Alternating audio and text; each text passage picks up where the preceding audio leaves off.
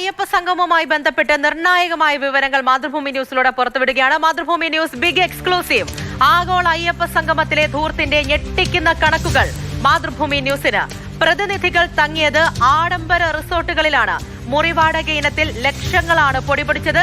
തിരുവനന്തപുരത്ത് നിന്ന് പ്രശാന്ത് കൃഷ്ണ വിവരങ്ങളുമായി ചേരുന്നുണ്ട്. പ്രശാന്ത്, ആഗോള അയ്യപ്പ സംഗമം ധൂർത്തായിരുന്നു.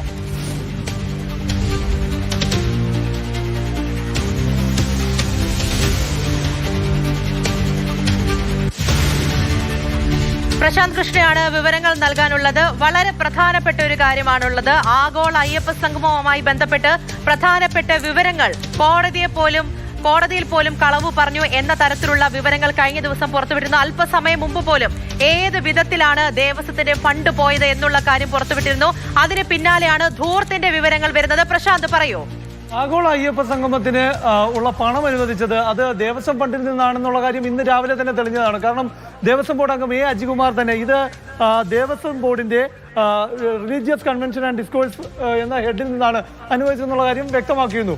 അപ്പോൾ ഇത് 15-ാം തീയതിയാണ്, സെപ്റ്റംബർ മാസം 15-ാം തീയതി, അതായത് ആഗോള അയ്യപ്പ സംഗമം നടക്കുന്നതിന് 5 ദിവസം മുൻപാണ് ഈ ഉത്തരവിറക്ക് ദേവസ്വം കമ്മീഷണർ ഇറക്കുന്നത്, ഈ പണം അനുവദിക്കുന്നത്. അതിനുശേഷം 17-ാം തീയതി ആകുമ്പോൾ ഈ അയ്യപ്പ സംഗമത്തിൽ പങ്കെടുക്കുന്ന അയ്യപ്പ ഭക്തരാണ്, അവർ പങ്കെടുക്കാൻ എത്തുന്നു. അവരെ താമസിക്കുന്നതിനായി തിരഞ്ഞെടുത്തിരിക്കുന്നത് ചില ഹോട്ടലുകൾ, റിസോർട്ടുകളാണ്. കുമരകത്തെ 3 ഹോട്ടലുകളിലാണ് ഈ പമ്പയിൽ അയ്യപ്പ സംഗമം നടക്കുമ്പോൾ താമസത്തിന് സൗകര്യം ഒരുക്കുന്നത്. കുമരകത്തെ റിസോർട്ടുകൾ, അത് ഏറ്റവും പ്രധാനമായി പമ്പയിൽ താമസം, പമ്പയിൽ സംഗമം, കുമരകത്ത് താമസം എന്ന നിലയിലാണ്. ഇതിന്റെ പണം ദേവസ്വം ഫണ്ടിൽ നിന്ന് അനുവദിക്കുന്നു. ലക്ഷങ്ങൾ ഹോട്ടൽ ബില്ല്, അതിന്റെ വിവരങ്ങളാണ് നമ്മൾ നൽകുന്നത്. അതായത് KTDC ഗേറ്റ് വേ റിസോർട്ട് കുമരകം 25,000 രൂപ അഡ്വാൻസ് എമൗണ്ടായി നൽകുന്നു. രണ്ടാമത്തത് ഗോകുലം ഗ്രാൻഡ് റിസോർട്ട് കുമരകം 8,31,600 രൂപ ഈ അഡ്വാൻസായി നൽകുന്നു. താജ് കുമരകം റിസോർട്ട് 3,39,840 രൂപ അഡ്വാൻസായി നൽകുന്നു. നാലാമതായി പാർക്ക് റിസോർട്ട് കുമരകം 80,000 രൂപ.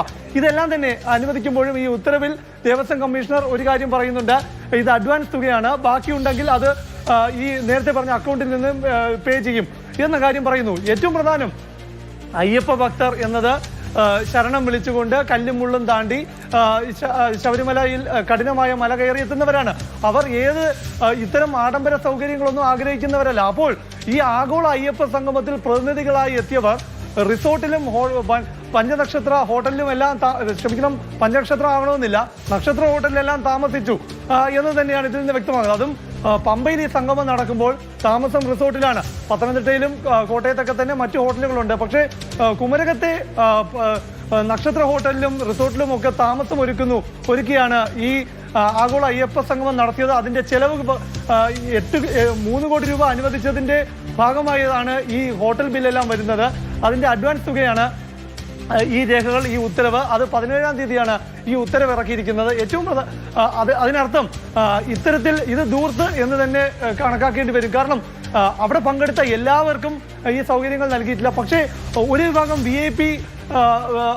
VIP പ്രതിനിധികൾ ഉണ്ടായിരുന്നു എന്ന് വേണം മനസ്സിലാക്കാൻ. അല്ലാതെ മറ്റാർക്കെങ്കിലും ഇങ്ങനെ ഈ നക്ഷത്ര ഹോട്ടലിലും അതുപോലെ റിസോർട്ടിലുമൊക്കെ ഈ അയ്യപ്പ ഭക്തർ വന്ന് റിസോർട്ടിൽ താമസിക്കുന്നു എന്നൊക്കെ പറയുന്നത് തന്നെ അതിന് അവിടുത്തെ രീതിക്ക് ചേരുന്നതുമല്ല. എന്തായാലും ഈ രേഖകൾ അത് 17-ാം തീയതി 9-ാം മാസം 17, അതായത് സെപ്റ്റംബർ 17 ഇറങ്ങിയ ഉത്തരവിൽ ഈ ഹോട്ടലുകൾക്ക് അയ്യപ്പ സംഗമത്തിൽ പങ്കെടുക്കാൻ എത്തിയ പ്രതിനിധികൾക്ക് താമസത്തിന്റെ ഇനത്തിൽ നൽകിയ ഹോട്ടൽ ബില്ലിന്റെ റിസോർട്ട് ബില്ലിന്റെ തുകയാണിത്.